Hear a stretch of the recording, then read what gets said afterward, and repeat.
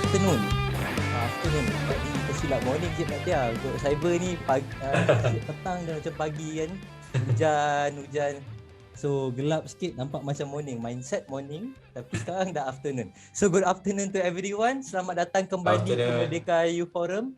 Bersama kita ada dua jejaka yang hebat dari dua generasi yang berbeza, championing two different cause.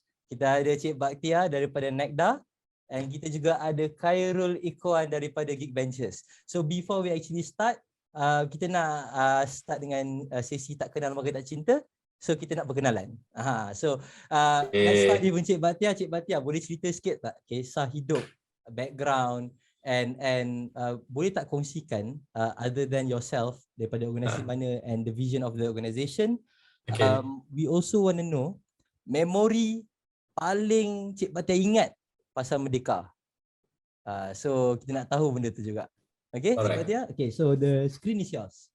Okay, Assalamualaikum warahmatullahi wabarakatuh and very good afternoon to everyone. Okay, my name is Bakhtiar. I'm currently the President National for Career Development Association Malaysia lah. So basically our members come from career center of higher institution lah, regardless whether you're public, private or polytechnic lah. So basically our objective is to make sure how best that we can prepare our students, our institution to be employed lah in the market. So we are trying our best to close the gap and try to fulfill the needs of the industry lah.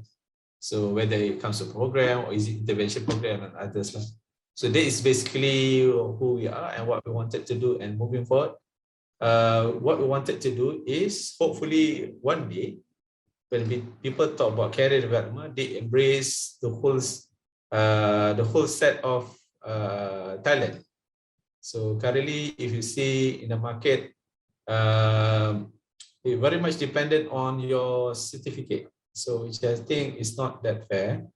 And based on my observation, the industry is based on labor intensive, so not much into your talent. So we really hope one day there will be some sort like integrated talent national act, because at the moment we have so many acts.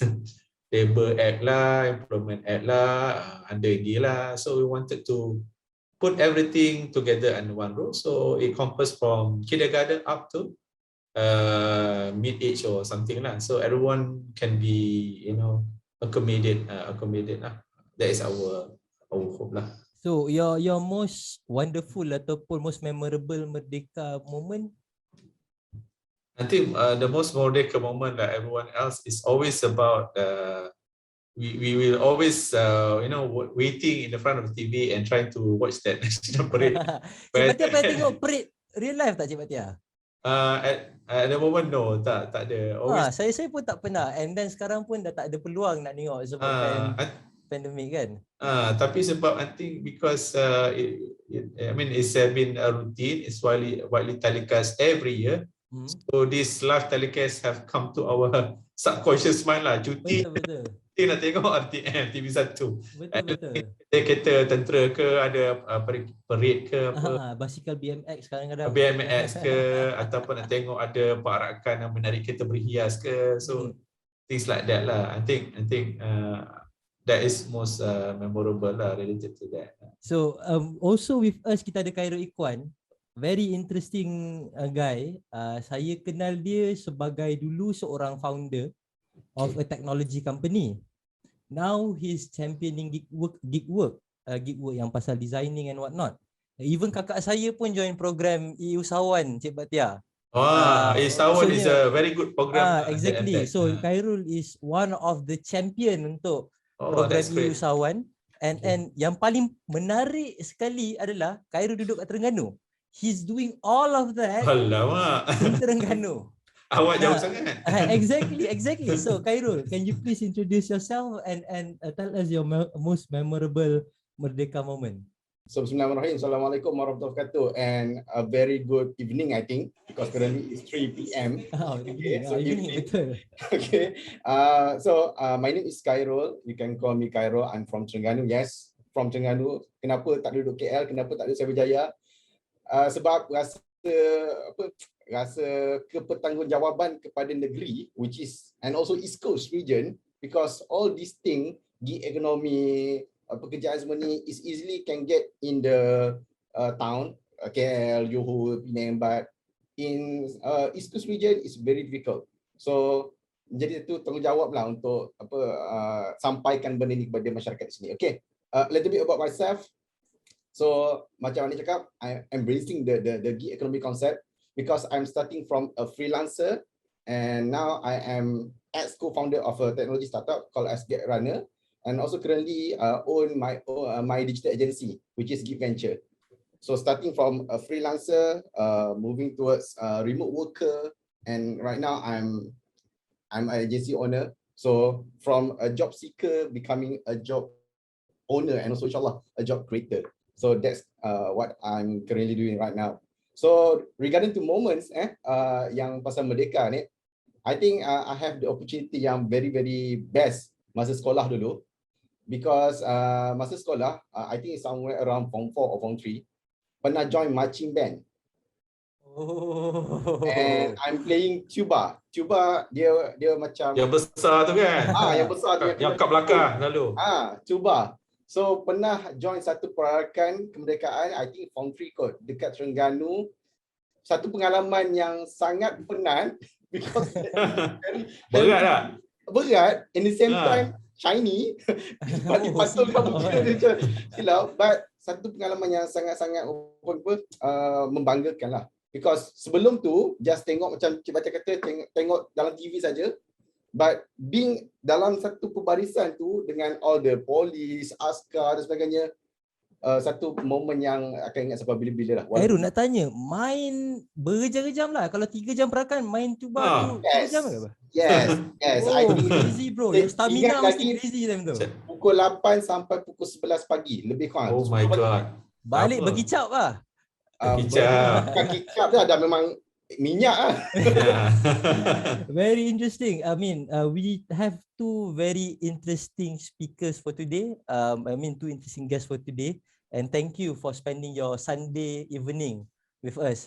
Saya rasa, being in a busy schedule kan, lagi korang dua dah berfamily, mencuri hari Ahad tu, it's apa, you won't do that unless it's for the society ke, untuk for the youth kan. And then you guys ada rasa that kebertanggungjawab untuk buat semua benda tu. So thank you for that. Cik Bakhtiar, saya nak tanya soalan yang agak kritikal sikit. Unemployment rate dekat Malaysia ni daripada dulu 3 lebih, sekarang dah lebih for flat dah Cik Bakhtiar. Sekarang 4.8. 0.8 asalnya kan.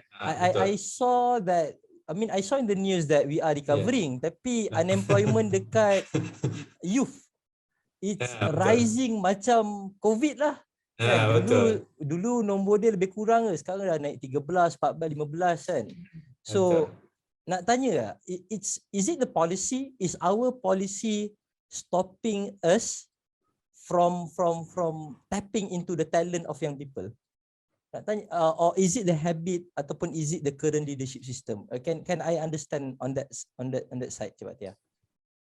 Thank you, Hanif lah. Yes, if you see in the statistics, it seems that unemployment have been increasing lah. If you ask me kenapa Cik Bakhtiar, kenapa Cik Bakhtiar, I think due to many reasons, demand and supply lah. Demand side, I think we are quite steady lah, producing a lot of talent. I think last year about 300,000, and based on the statistic of Ministry of Higher Education, 75,000 will be having difficulty to get a job. And with the pandemic, I think more than 70,000 those are being already in the market but being laid off because of the pandemic. Companies are closing and looking for jobs. So I think what is the case? I think number one is because getting a decent job is very challenging because the market is in the hands of the employer. So they can be a little bit choosy and always wanted to pay less. So that's the challenge on that note lah, because as a fresh grad without solid experience, so how do you survive? So as compared to those being laid off, definitely they are willing to work on something less as long as they can survive lah. So I think that is the unfortunate market that we are facing because of the pandemic. I think the blessing in disguise is that there's been increasing number of people joining gig work. I think more than 400,000. So into informal jobs. So that's the encouraging part lah. So it's just that why people are not able to do the job is because number one, the market is very tough. Second, you need to do a lot to do what it takes to be employed nowadays. So what happened? They will go to gig work, and the challenge part of gig work, the safety net is not that solid as compared that you're working as a full-time. I mean, I'm quite old school. When old school, people talk about benefits. But nowadays, the young generation, they are not into that. So that is the unfortunate kind of environment. Because and one more thing, if I can add, is because if I'm not mistaken, there's a survey or study by Khazanah Research Institute. We are very much into intensive labor kind of nature. So what does it mean? Most of the job that is being available in the market is very much to cater lower skill set. So that's why you see a lot of the job mismatch. So I have a degree, so I wanted to work under PMT, professional management kind of work. But the problem is that most of the work that is available in the market doesn't require high level of skills. So how do I survive? So that's why they are not able to. It's not worthwhile lah. They join macam alah tak cover kot hidup cik mental dapat RM9 kot. Nak ulang alik ni tinggal KL lagi, better saya stay kat rumah buat gig work lah, senang tinggal rumah bapak je settle. Tenant make sure power. Okay je. Betul. So I mean even for the gig work kan, the statistic pun surprising. I just got the statistic on e-hailing saja, tak tahu on the other parts of gig work. Maybe Khairul boleh share kat kita nombor-nombor dia. Sekarang kita ada 160,000 lebih e-hailing drivers dekat dalam Malaysia. And when we talk about gig work, orang selalu associate it with informal working. And the only reason why people categorize it as an informal working sebab dia tak ada structure yang as Encik Bakhtiar kata benefit lah, dia tak ada structure dia tu. Tak ada EPF, tak ada SOKSO, dia tak boleh nak ambil perkeso. So Khairul, can you please share us a bit on what are the policies of gig working in Malaysia? Ada ke sebenarnya polisi yang untuk orang bekerja gig work ni? And I mean, what are the numbers that you are seeing? And especially dekat kawasan East Coast, dekat kawasan Kelantan, Terengganu, Pahang, ramai ke gig worker dekat belah sana? Okay, thank you Hanif. Untuk soalan yang sangat menarik dan sangat mengujakan untuk dijawab. Okay, sebab macam tadi Cik Bakhtiar kata, different kind of generation have different kind of understanding about what currently happen. And kita nak tak nak, kita pasal terima bahawa hakikat dalam industri pekerjaan sekarang ni, majoritinya adalah golongan Gen Y or the millennial, yang mana dia punya mindset is bukan sama macam baby boomers, yang mana baby boomers mungkin dulu dia kerja 9 to 5, dia ada all the pensions, cukup dah untuk dia. Tapi for the millennial, for the Gen Y, monetary bukan satu benda yang priority bagi diorang. Dia ada banyak lagi value-value yang diorang nak. Contohnya macam dia punya freedom, and then diorang punya masa. Kan? Sebab tu sekarang ni banyakkan budak-budak zaman sekarang, dia prefer untuk kerja yang tidak ada waktu punch card and punch out. Betul tak? I think most of the young generation right now. Sebab tu dia orang lebih rela, katalah ada kerja, makan gaji RM1,500, baik buat food panda contohnya, yang boleh dapat dalam 2,000 something, but dia punya flexibility yang dia ada tu. Okay? Cuma in term of policy, masa mula-mula saya join dulu, I think dalam 2015-2016, masa tu yes, government belum ready lagi untuk terima all the gig workers. But saya ingat lagi apabila kita punya mantan Menteri Belia dan Sukan, which is YB Syed Saddiq, dia pernah ada nak cadangkan membawa masuk Gojek ke Malaysia. I still remember. That was 2018. At that time, government mula nampak bahawa this is the current trend and maybe this will be become the future of work. Kan, sebab orang nampak sekarang ni, that's why we need a younger punya minister. We need a young cabinet. Because this kind of things, I'm not sure in terms of leadership structure tadi, adakah with the current set of cabinets yang kita ada ni, they are ready to accepting the young generation and all the GLC dan sebagainya. I'm not sure. Maybe we need to change that also. Okay. But then, alhamdulillah, sekarang ni sebenarnya dah banyak insentif-insentif yang ada for the gig economy workers ataupun we call as gig workers. Antaranya macam Pekeso, dia ada skim saraan sendiri, which is you can carum sendiri, and then ada some insentif yang government bagi in return lah. KDSP pun ada, dia ada saraan KDSP, which is you boleh carum sendiri without majikan. And then insurance sekarang pun dah banyak yang insurance and also takaful yang very flexible towards the gig economy workers, yang maybe bayaran bulannya tak mahal sangat. Contoh macam ada beberapa, nanti kalau boleh I record balik, nanti I share, tak ingat dah. Okay, tapi betul sekarang ni with MDEC yang memang memang betul-betul fokus on developing this gig economy culture, dengan Magic pun startup dan sebagainya, kita dah boleh pergi ke sana. Just pandemik ni mungkin dia jadi satu macam hiccup lah. Okay, hiccup yang berlaku dan sebagainya. But then satu lah saya nak share, in term of leadership structure tadi, kita cerita tentang gig economy ni, kita boleh refer satu cerita yang sangat menarik, iaitu The Intern, lakonan I think Robert De Niro and Anne Hathaway. Okay. Yeah, as a CEO of a startup company. Yes, I think we need to have that kind of culture.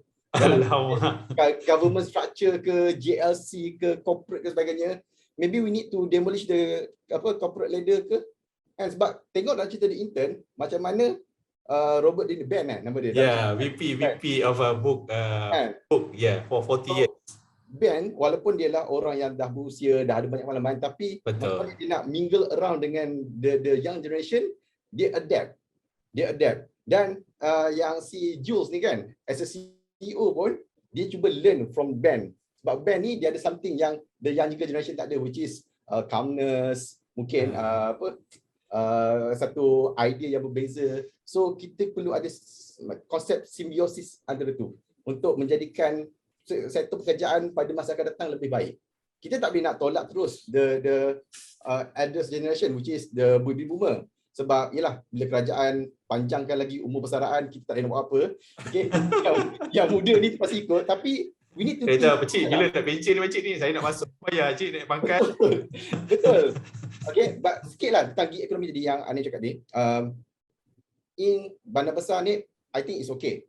But in bandar yang kecil, which is East Coast region ni, satu benda yang belum ready lagi. Okay, saya ambil contoh Masa PKP yang pertama, Get Runner dapat permohonan untuk jadi runner beratus, maybe beribu orang nak jadi runner. Because at that time, orang nampak jadi runner is the best way untuk cari income. Sebab kerja lain tak boleh buat. Okay? But then what happened after habisnya PKP pertama, which is kita dah bulan Julai, I think. Masa tu satu case. Dan PKP dah diangkat. Kan, at that time. Banyak runner-runner ni, orang panggil apa istilah dia lah, membangau. Tak ada job. Supply and demand is not ready yet in East Coast region. So satu saya nak last kali nak highlight dalam session ni ialah gig economy is not just jadi runner, jadi e-hailing. It's more than that. Okay, kita kena fahamkan gig economy bukan sekadar penghantar makanan. If ini dah macam solopreneur ni. Our generation understand that gig economy is not hanya penghantar makanan, hanya yang buat e-hailing. Gig economy dia pergi jauh. Okay, thank you. Oh, thank you for that. Very insightful and interesting that you mentioned Gojek. I believe you guys know that Gojek ni dah sampai level besar dia. Sekarang dia jadi GoTo, bergabung dengan Tokopedia. Level besar dia sampai contribute to GDP of Indonesia. It is quite massive. Dia punya impact. So, Cik Bakhtiar, we've heard on Khairul punya side on the gig economy and the landscape of gig economy, whether the policy is giving us or permits us, and it's very interesting when you overlook. Just want to understand lah, Cik Bakhtiar, you work in the formal education sector, you are in the system. And I want to understand, maybe from your experience ke, personally from your university, for everyone's information, Cik Bakhtiar ni saya kenal dia MMU dulu. MMU Pemata Dunia kan. So so kita berkenalan dekat situ lah. So and he's very passionate. So I really want to understand, lepas berlakunya pandemik ni, apa impact yang signifikan berlaku terhadap formal education system? Adakah student lebih macam dah menidakkan this formal education, kata tak kisahlah ambil degree sekarang, pergi habis SPM, you learn how everything online and then you go harness your skill ataupun jual your skill. So can I understand on that view, Cik Bakhtiar? I think what happened with the pandemic, I think what happened, number one, it shows that alamak, belajar ni sebenarnya untuk apa ni? Tambah ilmu ke sebenarnya boleh bawa buat kerja macam tu. That's a dilemma lah, whether getting knowledge to be, understand the whole idea of world and life better, or is it as a tool or means to get a job with certain skill set which is lacking. I think in formal education I have seen a lot people keep memorizing and vomit back for the sake of answering. But so what happened with the pandemic? So everything is closed. So what you want to do? So you cannot move, you're stuck online. So what happened? People jam. So it shows that innovation, creativity, agile is not there within the DNA of our students throughout the education they have gone through. Unfortunately, it's not because that we are not good. It's just that we are very much emphasized into academic kind of inclination. So I think we can do much on that. That's why under us, I think we wanted to educate. You can be anything that you would like to do, as long as for the idea of goodness, innovation, everything. So I think that's why I think starting a few years back, no more UPSR. Now PT3, assessment based on competency of student. Academic is not. It's important, but it's secondary. I still remember the previous minister said, when you form 4, form 5, there's no science stream, no art stream anymore. I still remember art stream. Ni ke berapa pandai ni, kelas belakang. Yeah, science stream pandai. No, so the whole idea is to disrupt the whole education through evolution lah. So with the pandemic, it shows to the people, to younger generation, we are not ready to be different and to be creative. Not because we are not good, because we have been used to in a structured way. So I think that is the lesson learned from the education side lah. I mean, pushing this question to Khairul, on my side, I'm a big believer of formal education. Saya percaya that seseorang tu perlu habis degree and move on. I mean, but I believe that university, it's not just for paper lah, it's for the experience, the university experience, berjumpa dengan kawan-kawan, buat connection, buat network dan sebagainya. And I believe a lot of even university dropout pun dia kata, oh dia okay je masa time university, banyak kenal orang, and it actually helps them in their journey of building the business. So as you said Khairul, gig worker ni bukan sekadar e-hailing.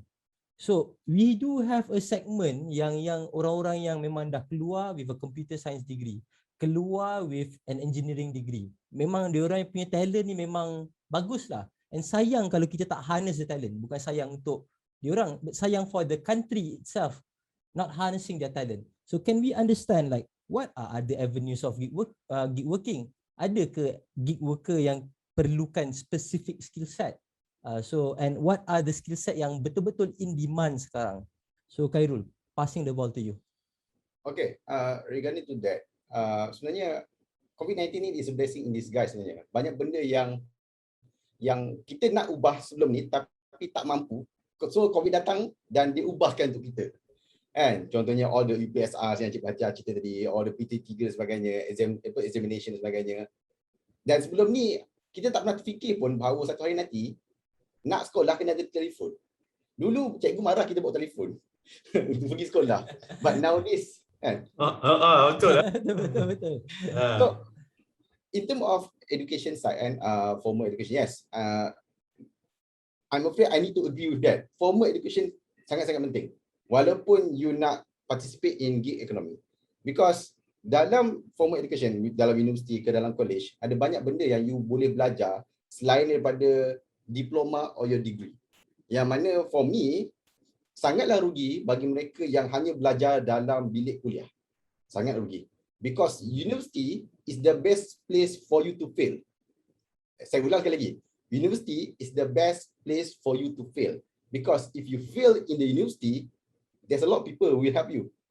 And the government, the university dan sebagainya. That's why masa ni yang kita buat University Startup Challenge, that's a very good idea, very good program, because dalam universiti kalau you buat startup, you fail, ramai orang nak bantu ni. Tapi kalau you buat startup kat luar, you fail, seorang aku suka lah, bye-bye lah. No one care about you. No one care about you. That's why sepatutnya dalam universiti, kalau kita nak relate balik dengan gig economy, since year 1, I believe that all the graduates ataupun all the students need to at least participate lah dalam gig economy. Contoh if you are a science computer student, year 1, okay, siang hari you belajar all the C++, all the Java.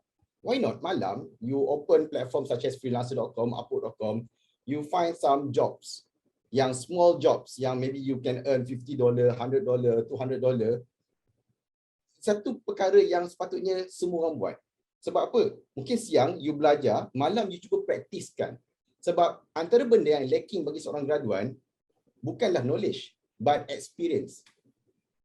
Pasal tak, bila freelance, semasa dalam universiti, you dah ada experience. You dah ada experience dealing with clients, and the best part of the economy, you can ada experience dealing with client from overseas, from US, from UK. Bayangkan you as a graphic designer, you belajar graphic design 3 tahun dalam universiti, you dah buat projek dengan UK, you dah buat projek dengan US. So bila you nak interview kerja, company katanya, show me your portfolio. Bayangkan you show you portfolio, you tunjuk, ni lah, cik, saya buat job dengan customer UK, ini dengan customer US. Ini projek saya buat dengan NASA. Kami cik ada buat projek dengan NASA tak? Tak ada kan? Ambil saya kerja. That is saja yang kita nak highlight in term of gig economy. Not just all the e-hailing, all the runner dan sebagainya. No.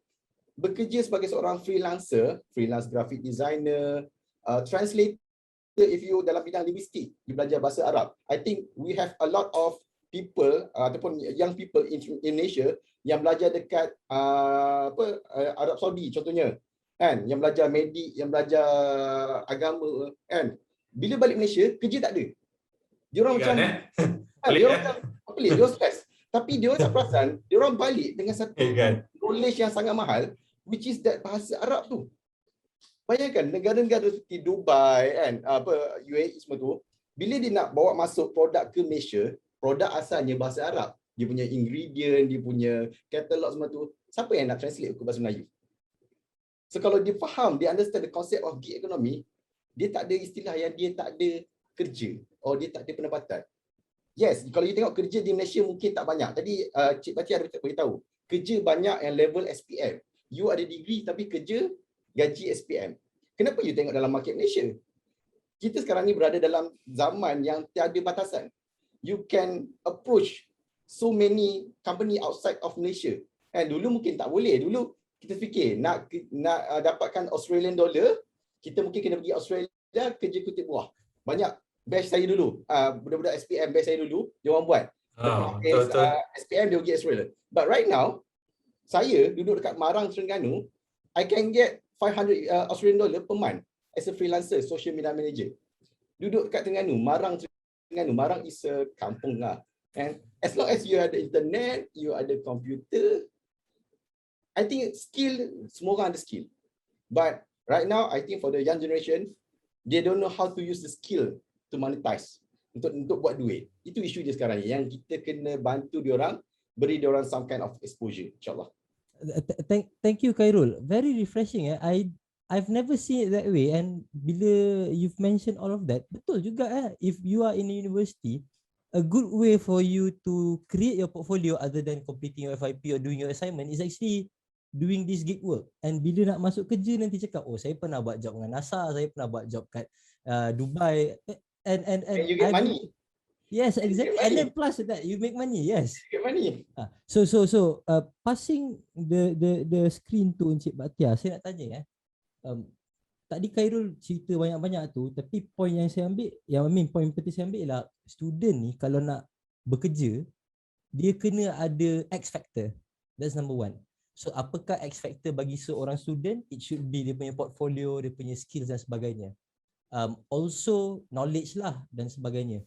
So what is NACDA doing ataupun or to facilitate this experience, and apa yang Cik Bakhtiar buat or any organisation maybe MMU buat untuk enhance this career career searching punya experience? Okay, terima kasih Khairul, interesting point dan juga ni. Number one,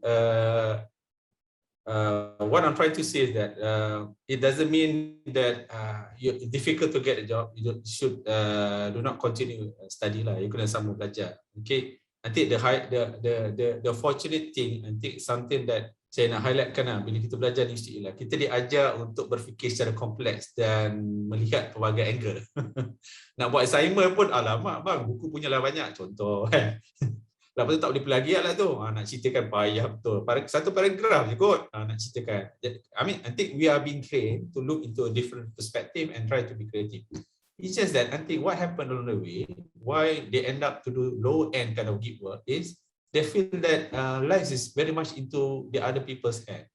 People decide career based on TV shows, based on influencer. So they do not decide based on interest, passion, and dream. Because in our society, being different and unique is not something that people celebrate. Apalah hang ni kan? Nak apa nak jadi apa? Tesla nombor satu ni. Tesla apa kan? So I think the whole idea what happened along the way, I think we believe that career is always believed in one angle, which is very much formal, and corporate ladder is the one. During the 80s or 90s, people say that when you go to you go to the government. Then after that, maybe 1,000 they go to the private sector. But maybe the next phase is gig work and everything, because the whole idea is innovation and being because the environment already changed. I think so. That's the thing lah. So what I'm trying to say is that because the students, their mindset when they go to this is very much just getting the grade, which is very unfortunate. So what we wanted to do to get them excited what they're learning and try to find passion what they want to grow lah. So for our side, from the Career Center, from NACDA Malaysia, number one, what we want to do is to match what we call it passion. So we ask you a simple question. So what is your passion and what is your career story? So that is very basic. So if they cannot answer, we guide them. So what is it to? We ask them to do career profiling. Ada ke Cik Bakhtiar? Yes, they have a free career profiling platform that you can use.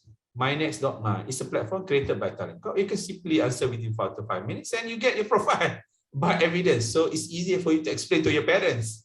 And sometimes it's very difficult to explain without evidence. So use this platform. So that is number one. It's a career proprietary platform tool. We ask students to do it so that you see some evidence on what you want to do. They will tell you what is your strength, your interest, your passion, and what the industry that you can join in later based on your answer. That's number one. That is what we try to advocate and try to educate. Number two, we support what we call it reskilling, upskilling. We partner together under Penjana with APU. We offer certain skill set under this collaboration to enhance data skills for the students. So promote in our NACDA Facebook. I think we have 7 and 8 lah, very technical related to IT skills, so that fresh grads who are wanted to upskill themselves, they are looking into certain areas, the certain certificates. So we offer this kind of program for them to join under Penjana flagship in collaboration with APU and also NACDA Malaysia. Number 3, what we wanted to do and also we engage is to continue what we call it career coaching. Okay. People always join career program, but once they have some idea, they have motivation, they are lost what to do next.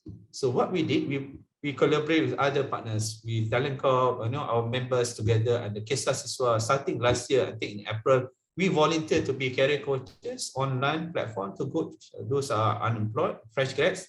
What are the things need to be done? Anyone can help. So we come forward and offer career coaching so that we can number one, understand their interests, understand their challenges. The most important thing under career coaching is what is your plan, how you want to put forward for the next 3 months, 1 month. So that is the thing that we wanted to see and happening. So these are the few things that we wanted to do. Other than that, we do a lot of stakeholder engagement to educate what we call it the supply side, not supply side, the demand side. So that, hey guys, you want to take us in terms of talent from this level, give a decent salary lah. Come on, give it a break, give a decent salary, and really appreciate what they have gone through. Let's say they spend about 4 or 5 years down the road in the UCs.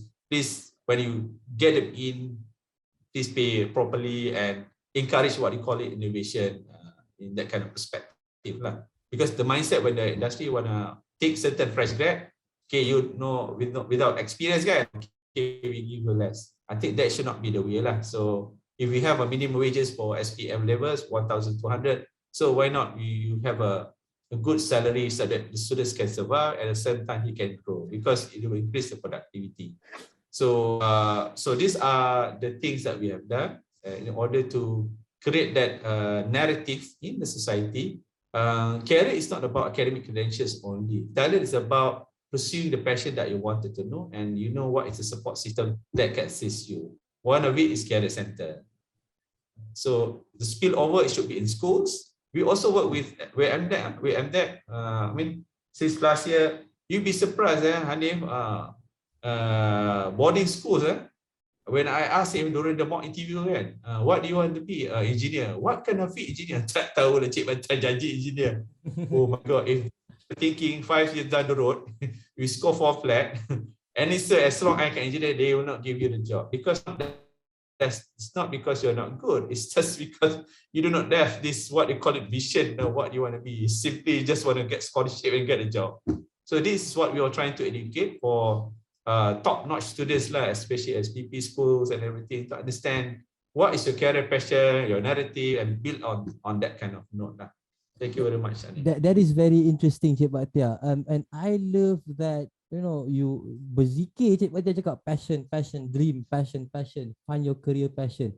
That is very interesting. Tapi before we move on to the next question, kan, macam takut orang tengok serius, kan, kita nak lighten up the situation. So kita ada Merdeka trivia question untuk Khairul dengan Cik Bakhtiar.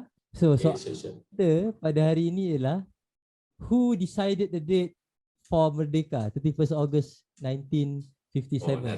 Adakah ianya A. Haji Sulaiman Palestin, B. Haji Ahmad Badawi, ataupun C. Sheikh Abdullah Fahim? B, okay. Khairul jawab B. Cik Bakhtiar? Sheikh Abdullah Fahim. Sheikh Abdullah Fahim. Jawapannya adalah C. Sheikh Abdullah Fahim. So untuk pengetahuan semua, Tunku Abdul Rahman, Haji Sulaiman Palestin dengan Haji Ahmad Badawi, dia berjumpa dengan Sheikh Abdullah Fahim ni. Ya, betul. Lama terkenal. Tarikh Kemerdekaan. And the reason kenapa 31 Ogos, dia sebab dalam bahasa Arab 31 Ogos tu maksudnya lah Amir Kha Atana, which is tahun baik datang kepada kita. So itu sebab Amir kau. Bagi. Deep lah, gila. Very interesting. Sebab tu kita nak, sebenarnya yang kita sambut 31 Ogos ni, kita nak bawa semangat 31 Ogos ni. Kan orang kata, ya Nep, kita bukannya nak sambut 31 Ogos, nak sambut 16 September. You know, it doesn't matter. Tapi yang penting sekali, rasa sayang kepada negara tu kena still wujud lah. So passing the ball to Khairul, tadi Cik Bakhtiar kata passion, Cik Bakhtiar kata dream, kan. So how could a gig worker follow dia punya passion? How could a gig worker integratekan dia punya dream dengan this new form of living? Saya tak panggil new form of economy, saya rasa ni cara hidup baru, gaya hidup baru. So can you please elaborate more on this? Okay, before that, talk about passion. So hari ni pakai topi, kalau boleh, siapa boleh eja tu, apa tulisan dia? Klasik ni, Malaysia. Yeah. So tu talk about passion lah. Okay, semangat kemerdekaan, semangat Malaysia, insyaAllah lah. Kita kekal merdeka, dan merdeka hari ni saya rasa merdeka yang kita nak ialah daripada COVID-19 lah, insyaAllah. Okay, so kembali balik persoalan Hanif, macam mana? Okay, satu quotes saya nak share berkenaan dengan gig ekonomi yang boleh relate. Don't just be a job seeker, be a job creator. Jangan hanya menjadi seorang pencari kerja, jadilah seorang pencipta kerja. At least create a job for yourself. sekurang-kurangnya cipta peluang pekerjaan untuk diri anda sendiri. How? Macam mana? Find a problem, propose a solution, and the money will come. Yang terlibat dalam startup, siapa yang terlibat dalam freelancing, siapa yang terlibat dalam gig economy, we understand that. Okay? Because dalam freelance ni, okay, satu benda yang kena maklum, freelancing is not sustainable. You cannot be a freelancer sampai umur 55 tahun. You takkan ada dia punya strength and resilient ataupun passion tu yang sampai umur 55 buat freelance lagi. Tak mungkin. So that's why saya sendiri dah test a model, okay, daripada seorang freelancer kepada a remote worker up until a digital agency. Sebab kalau kita merujuk balik pada Robert Kiyosaki punya konsep quadrant, ada 4 quadrant kan. Asalnya kita adalah self-employed dan sebagainya, up until kita jadi business owner and jadi investor. Itu sebenarnya mindset yang perlu ada bagi semua pekerja-pekerja gig ekonomi. Jangan letakkan diri anda, kalau anda dengan Foodpanda, jangan letakkan diri anda selama-lamanya jadi rider Foodpanda. Maybe at one level you nak jadi satu manager dalam Foodpanda, maybe. And the best is kalau you ada satu mindset, you nak jadi satu founder yang buat startup macam Foodpanda. Especially for those yang dalam East Coast region, because seriously we need job. Dekat East Coast ni dia tak banyak job opportunity yang related dengan apa yang you belajar. Contoh, all the science computer student yang berada di Terengganu, because I'm in Terengganu. How many IT company in Terengganu that you can work? How many? Pasti nak kena pergi Terengganu Kelantan. Kalau IT company tu kena define, is it a software house ke ni kedai komputer? That's why kalau you belajar, katalah you bayar software development, but you kata you nak stay in Terengganu because you nak duduk dekat parents sebagainya. Duduk KL pun gaji 2,000 tak ada apa kan, duduk rumah parents and gaji dapat 1,200, 1,300 okey tak, tapi jimat cost. How many company yang ada? That's why we need the gig economy workers yang ada dekat East Coast, dekat Sabah, dekat Sarawak. Diorang ni start as a job seeker, mencari kerja. Tapi diorang ada flexibility untuk explore a new kind of opportunity yang ada, to develop their own startup, to develop their own digital agency, so that at one time diorang boleh jadi satu job creator ataupun job owner yang insyaAllah boleh membantu lebih ramai orang yang nak cari kerja after this. I believe that ramai, bila kita buat Unity Start Challenge itu, ramai ni kan dalam universiti yang ada that kind of mindset. So kita nak yang diorang ni bila balik kampung diorang jadi satu macam role model lah, ataupun figure yang boleh membantu orang muda lain yang mungkin tak ada opportunity untuk masuk universiti, tak ada opportunity untuk belajar University Startup Challenge contohnya. They need to become a job creator. So jangan stay as a freelancer, jangan stay as a gig economy worker. Dia tak sustainable. You kena faham konsep yang Robert Kiyosaki dah buat. At one point of your life, you need to become a business owner. Okay, walaupun kita tak boleh nak expect everyone to become a business owner, but then you kena ada lah dia punya tangga tu. Jangan stay selama-lama jadi freelancer. Okay, so itu yang saya nak. Itu yang saya daripada 2015, 2016, I'm with MDEC, with Magic, with HRDF, kita train masyarakat how to understand gig economy yang mana bukan hanya jadi rider hantar makanan saja. It's more than that. Dan kita boleh tengok negara luar. Most of the top company nowadays is based on gig economy. Most of the company, I think top 10 maybe, the most innovative company in the world, Grab, Airbnb, we have Gojek, all the unicorns in Indonesia, Gojek, Tokopedia, semua based on gig economy concept. They embrace the gig economy concept. Malaysia, we have Grab before, but because of, once again, policy, leadership structure dan sebagainya, we need to change that. We need to embrace young generation. We need to have macam contoh Berjaya Group yang hire Rashid Jalil. We need to have that kind of company yang dah ready untuk flatten dia punya structure, company yang mana dia dah terima orang muda yang boleh bagi banyak semangat. I think banyak orang kat luar sana yang orang muda yang boleh bagi semangat, but adakah dia ada opportunity tu? Kan kita tengok hari tu viral yang ada seorang wanita kerja kat Tesla. Kan, lepas tu ada a few scientist Malaysia yang kerja kat NASA. Betul kan, tapi why they don't come home? Ini kena cakap sembang. Ini sebab forum buat filem ni kan. Itu forum kena satu tajuk. Betul. Cik Bakhtiar, saya ingat kena buat filem pendek ni berjaya ni kat orang negara, orang Malaysia ni. Betul juga kan. Betul.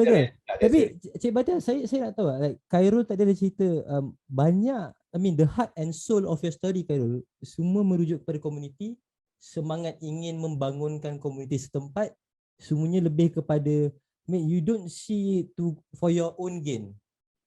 Yes, you are a gig worker. Yes, you gain in your foreign currency. Tapi you also want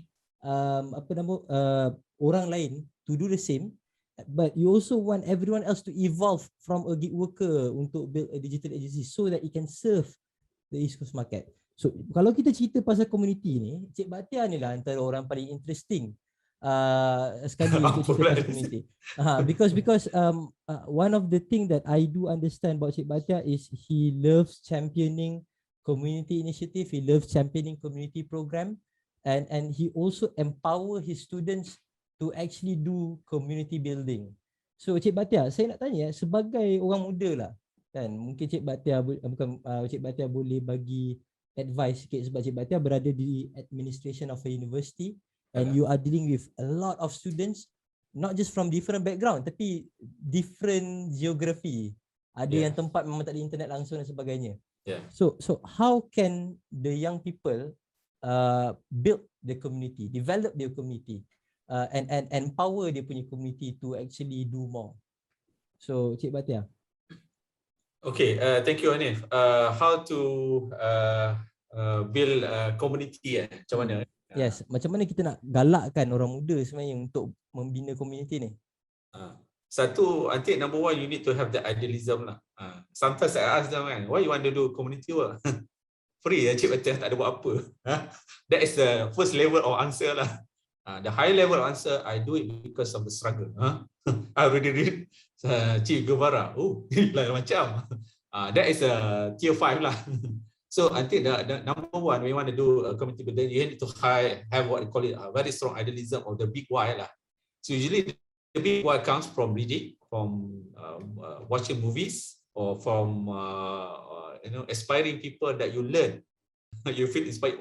Oh shit, I want to be like this. That inspired to have this big why. And Cik Bakhtiar, saya nak mencelah zaman teknologi sekarang ni yang boleh dapat semua information dekat online pun, I mean, pun susah untuk seseorang nak inspire themselves. I mean, what do you see? Do you see a lot of passionate students sekarang? Well, I think the whole idea is that they have this passion. It's just that when you are, there are so many things, get them distracted. 24 hours a day with a lot overloaded information. There are so many garbage information lah, but unfortunately they cannot filter to focus on information that build their own talent and strength. Overloaded information, but maybe 80% is garbage kind of information. So they are not able to focus on the information that will build that. So I think how to get inspired is to get your network lah. How you want to get work? Cik Bakhtiar, online. So you start to get to know people around through online. And bukanlah spam, you try to get connected, join events. If you join event, ask question. If you ask question, follow up after the event. So these are the things, small things people do not do. If they do not do it aggressively. So I think that is the thing that to be done lah. Coming back to our discussion to how to build a community builder, is number one to have this clear idealism, what you want to do. With that, number two, I think you need to always come up, what are the things, what is the social issue you want to solve. In social enterprise, they use business model, but in community work, it stays the same. You always solve the problem. During the 70s, people have some problem related to education. So some people decided to come up with a solution. There's a youth organization during the 70s, 90s proposed to build a university. You tell me during the 70s, students program in a seminar proposed university to the government, and interestingly, the government picked up the idea in 1983, they built the university. And by the way, the participants that attended the students' seminar during that time, from all over the country, more than 1,000, including professionals, ulama, and everything. And the idea comes from students. So what I'm trying to say is that it's not about the age, it's about what you did, what kind of information you come up with the wisdom, and wisdom you come with brilliant, innovative idea during that time. I think that is something is lacking, and if they have a lot of information, they are not able to extract that kind of information. If they're able to extract, they need to get people to support well-being. Okay. Number three, I think you need to start to do it. You do whatever it takes lah. That's why I said, if you ask me, I think if you ask me in any organization, everything, we should always give more avenue and support to the younger people. I give an example. I bought a book. Why Israel is very good as a startup nation. One of the things I remember, and this person is, if I'm not right, is in Bali. He's also a startup person. He said, "Hey, in Israel we have a kibbutz culture." Kibbutz culture. Kibbutz culture, it means it's about family living together and we support each other. And you can throw any idea you want to do. Right? So in Israel, young people, they have this culture. You can do whatever you like and parents will not say anything. And in fact, during the 60s in Israel, to inculcate what they call innovation, during the 60s, we are very much poor. So what they did, students like to play. We don't have any toys. So what happened, they go to the junk area, you just play whatever it is, you come up with something. Mana ada senampang buat pada pisau sekarang? Semua tak ada dah. Zaman dulu, pergilah kat padang tu, mainlah apa yang pantun. Bola ada sebiji kat taman tu, pandai-pandai aku sepak. But nowadays we are very much into technology, but again we are very much into users. I think the whole idea is that we do not believe that we are able to add value on whatever we do. So in order to do that, we need to spark that lah. So again, we need someone who can bring down the tone of strategy of getting people excited to explore their talent. It's like macam ni lah. Kalau you remember, I follow Bob Marley. Bob Marley is from Jamaica. Jamaica is a very poor country, but yeah, you tell me, those fans who like reggae during the 70s, if I'm not mistaken, if the white, it's not the blacks. And she used that hardship during childhood as an opportunity to craft a very good song. One of it, if I'm not mistaken, No Woman No Cry. Oh, gila, legend lagu tu. Orang tengok saya, Cik Bakhtiar follow reggae. Oh, jangan. Cik Bakhtiar ni one of those person yang berjiwa muda, sentiasa berjiwa muda. Kan.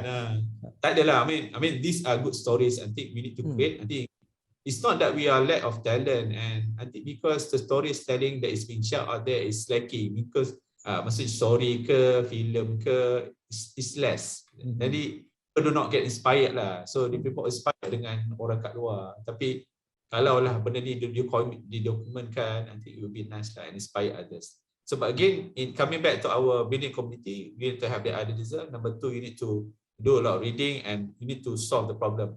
And one thing lah, I noticed you need to find the right person. Some student come to me kan, Cik Bakhtiar, macam mana Cik Bakhtiar kenal orang ni? Very influential. I said to the student, hey guys, I know him when I was 30 years ago when I was student. Oh ya ke? How do you manage to filter? Because I can see this guy can be somebody, a corporate leader, because he have these unique features and personality. True enough. Jadi contoh lah, ada one person saya kenal lama dulu, tapi he's very good guy. He was being appointed as CEO Biostat recently. I know him long time ago. He's very good guy.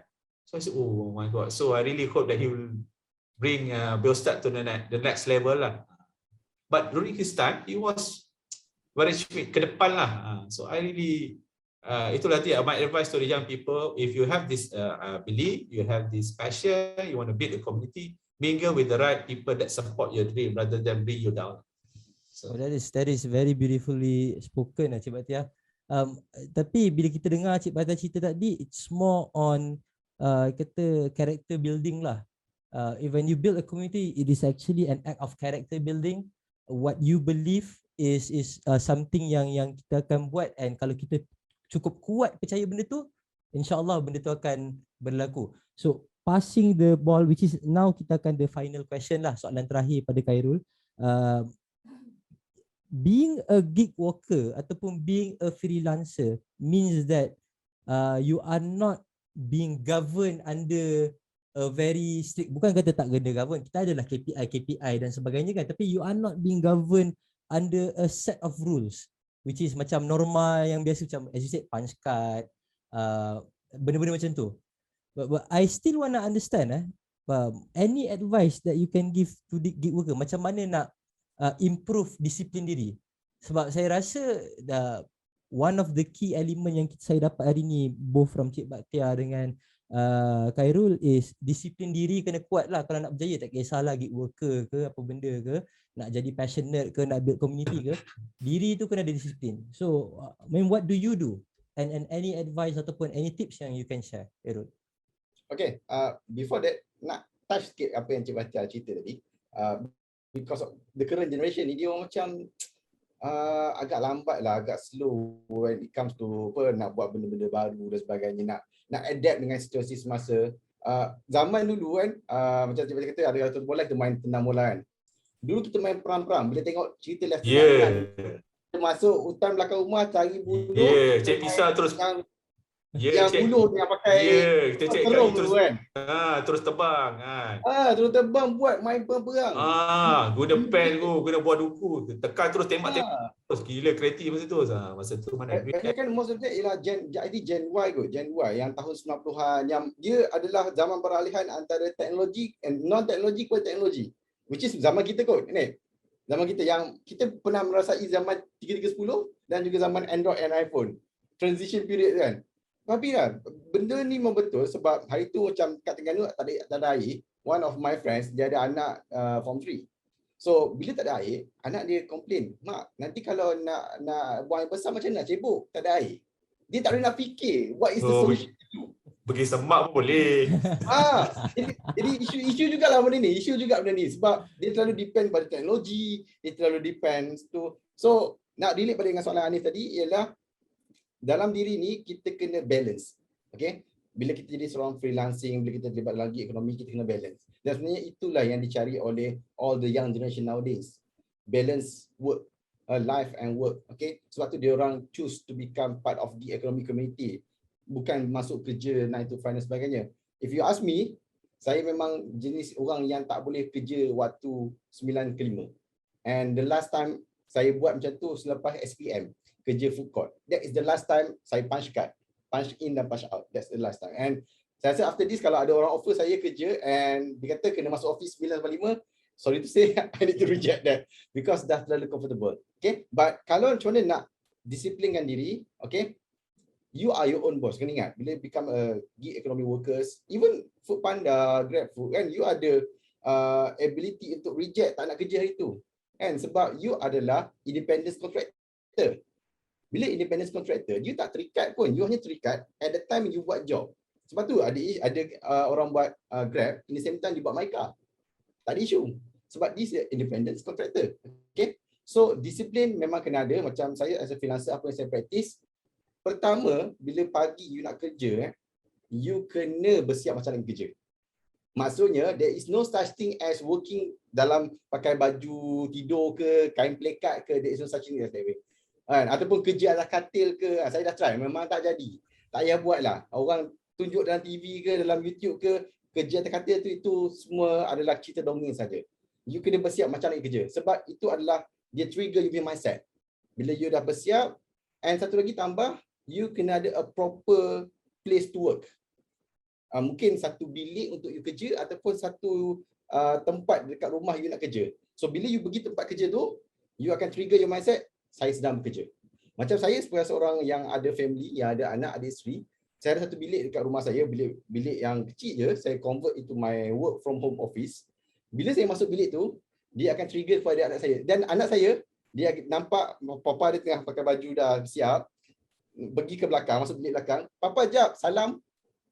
Bye-bye papa, kerja elok." Itu anak seorang freelancer. Okey, bapa kerja kat belakang je pun. Tapi kerja kat belakang belakang je pun. Tapi dia trigger kepada kita punya family bahawa bila kita berada kat tempat tu, oh, dia serious time ni kita sedang bekerja. So, yes, disiplin kena ada, time management.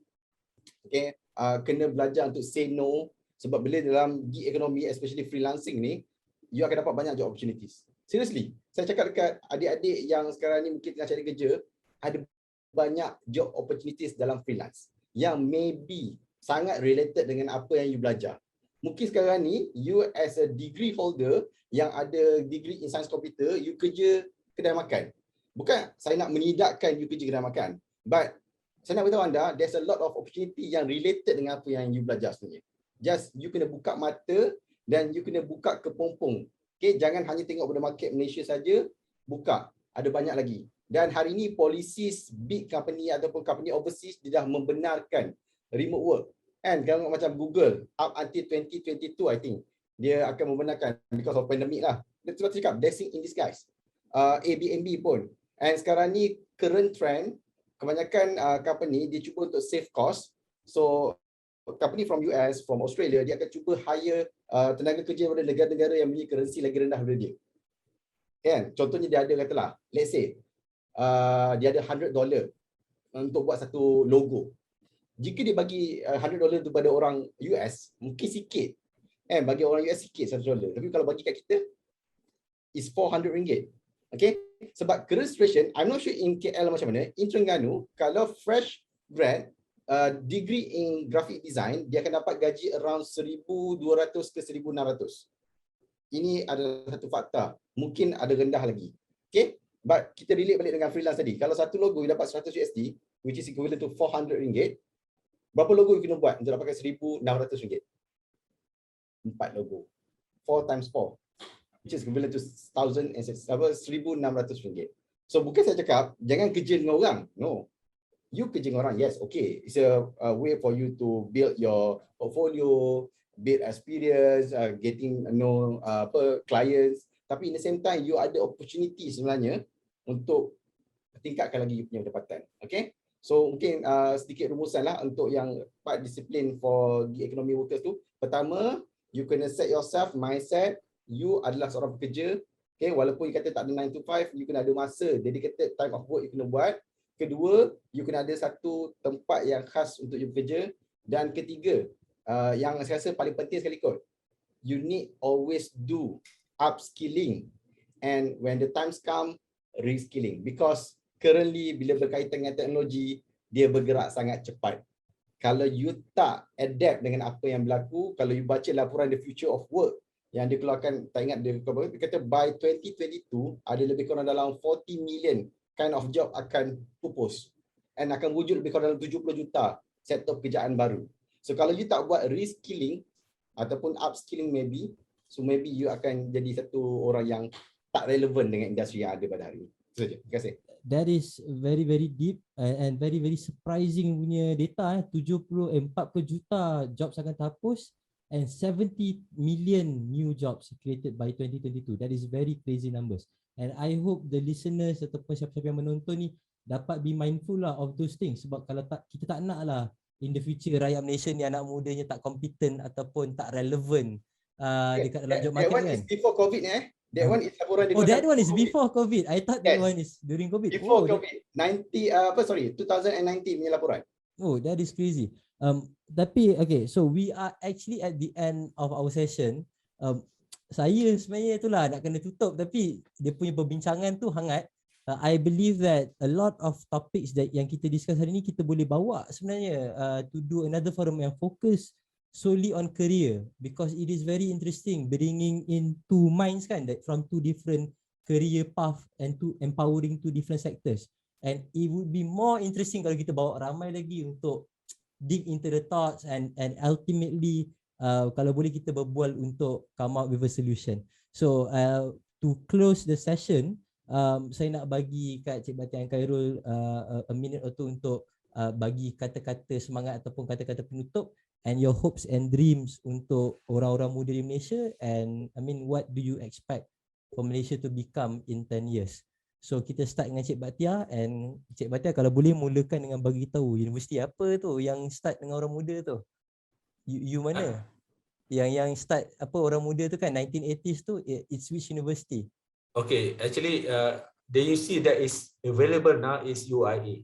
UIA started in a seminar during the late 70s. I think it was 1977. It's a fact. Oh, that is very interesting. Seminar. So what happened? Professor Unku Omar come up with a paper. They wanted to establish university Islam on top of UKM. UKM was established, but there's a need to build another university. So the paper from Unku Omar. Then after that he died. Then after that, Professor NACDA was invited in that seminar to present that paper. Usually in any seminar, After the seminar habis, simpan lah, betul tak? What this bunch of young people who are ambitious decided to write a letter to Tun Razak. And there's a letter written to Tun Razak and push to government. Hey, government, feel this, you see. He give the recommendation 1, 2, 3, 4. It was 1969 something. And he was the president of that. And what happened? 1983, government decided to officially open UIAM. Because from 50s and 60s, there's no institution for religious studies. The only one they have is College Islam Malaya, but that is for sijil. So can you imagine? It come from the student. Apa yang berlaku? Bukan gambar yang pandai-pandai. Yes, they have. But again, brilliant idea come with brilliant culture. So what happened along the way? One of the things they did when he was young. Most of students are UC Malaya students. They come from those people from orang-orang susah lah. So they feel that the society need to be changed. So what he did, he read books. Okay, nowadays you nak jumpa ke orang duduk bincang bedah buku. During 70s, during the Zura, during the Woodstock last time, during the Beatles, this bunch of guys decided to, let's open a book and start to discuss what is the issue of the society. And they feel that education need to be solved through university. Okay, imagine. So after that, history lah. So kata-kata terakhir Cik Bakhtiar, any last word? Last word from my side, number one, I think young people do not feel, you need to continue and believe on the idea that you have and continue to pursue it regardless whatever people say, as long as it's good for the people and solve the society problem, number one. Number two, always mingle to the people that can inspire and push you to be the best in what you are and support you in any way, regardless of whether young people, old people, or anyone. Number two. Number three, continue to take action and always do not see rejection and failures as an opportunity for you to retreat. So number one, have a passion. Number two, you need to continue and mingle with people that support your idea. And the last part is to execute and get it done, though it takes a lot of time. So again, it's not easy, but that is what is being happening for the many years, more than 60 years we see in this country. Khairul, final words, advice dan sebagainya pada anak muda kita ni? Ada 3. Pertama, saya setuju dengan Cik Bakhtiar, baca buku ataupun mungkin sesuai dengan current generation dengan audio books. Podcast lah, good podcast lah, not rubbish kind of podcast. Sebab tu budak-budak sekarang suka Clubhouse dan juga Twitter punya space ya. Antara buku yang saya cadang untuk anda baca 2, satu Start With Why by Simon Sinek, very good book, dan juga satu lagi buku kalau nak related to gig economy, Lean Startup. Yang tu buku tu wajib baca lah, senang cerita. Sebab I believe that everyone ada dream untuk become a founder for a startup. Okay, itu yang pertama. Kedua, saya nak baca satu quote daripada saya punya mentor lah, idola. You can't connect the dots looking forward. You can only connect them looking backwards. So you have to trust that the dots will somehow connect in your future. By Steve Jobs. Okay, connecting the dots. Sebab ramai di kalangan budak-budak muda zaman sekarang, bila dia buat sesuatu, bila dia masuk universiti dan sebagainya, dia tak tahu, aku ni masuk universiti buat apa? Apa yang aku akan dapat? Apa yang akan berlaku? But somehow nanti, bila dah sampai ke depan, umur 30, umur dah 35, you akan recap balik apa yang you belajar kat universiti. Oh, patutlah aku belajar ni dulu kat universiti. Patutlah dulu macam ni, patutlah macam ni. Connecting the dots. Sekarang ni mungkin kita tak faham. Saya dah pernah lalui sebab saya sekarang umur 29 tahun, tahun depan 30, okay? So sepanjang umur 20 ke 30 ni banyak benda yang saya buat saya rasa macam nonsense. Tapi dalam hidup ni, sebab sekarang ni you have degree saja tak cukup. Betul tak? Okay, dulu zaman 70s, 80s, 90s ada degree tu kan power lah. Satu kampung seorang yang ada degree. Tapi sekarang ni ada degree saja tak cukup. You need to be inspired, be different. You need to be the cream dalam cream. Thank you. That is very beautiful. Thank you Cik Bakhtiar, thank you Khairul. Saya harap this session akan dapat membakar semangat anak-anak muda kita to be more productive, to move themselves forward and to be more orang kata we call it a striver lah instead of a survivor. So that is the end of our Merdeka Youth Forum. I hope that we will have another session yang membincangkan topik yang lebih niche and kita boleh kupas dengan lebih banyak tentang topik-topik tersebut. So thank you for both of you guys. So that's the end for today. Pada hari esok kita ada juga 4 speaker jam yang sama 2 hingga 4. Kita akan ada bersama Madiha Fuad from +5, Hamzah daripada Tegas, kita akan ada Christopher Talk daripada Social Digitally Asia, and we will have the founder of youth.my. So we have 4 amazing speakers. So look forward for tomorrow. Bye. Assalamualaikum. Wassalamualaikum. Thank you very much. Bye.